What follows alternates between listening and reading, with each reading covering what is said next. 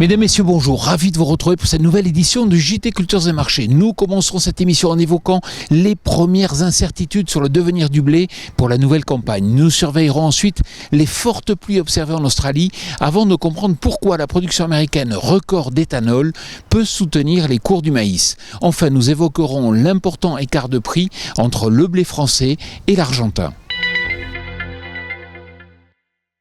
Alors que des conditions sèches sévissent depuis plusieurs semaines en région mer Noire, de nombreuses incertitudes planent désormais sur les cultures américaines de blé.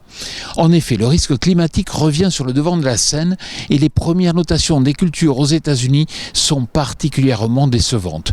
Je vous le rappelle chaque semaine, le potentiel de rendement sera surveillé de près vu les faibles disponibilités actuelles sur le marché qui ne laissent aucune place à un incident climatique pour la prochaine campagne.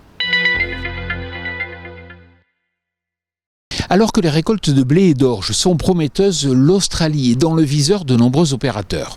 En effet, des pluies sont annoncées sur certaines régions de production, laissant craindre le pire pour la qualité des récoltes. Rien n'est encore certain, pour le moment tout du moins, mais la nervosité se fait sentir chez les opérateurs pour l'orge brassicole. En effet, le déficit européen est important et les récoltes australiennes comme argentines sont très attendues. Si la météo ne s'améliore pas, la situation pourrait se tendre et les cours pourraient s'enflammer.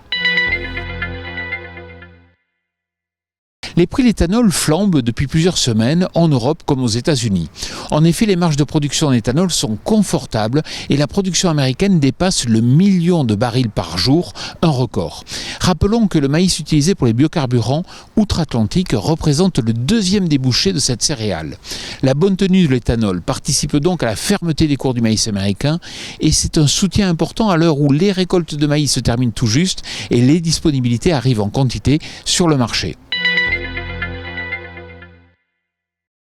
45$ par tonne, c'est l'écart entre l'offre française de blé et l'origine argentine et il pèse cet écart sur les exports français car notre blé n'est plus compétitif.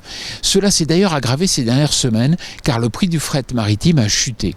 Ce n'est pas une bonne nouvelle pour notre offre, mais pas de panique, le manque de blé meunier dans le monde est tel que toutes les origines seront convoitées d'ici la fin de la campagne. Voilà, le JT Culture et Marché c'est terminé, je vous souhaite bien sûr une excellente semaine.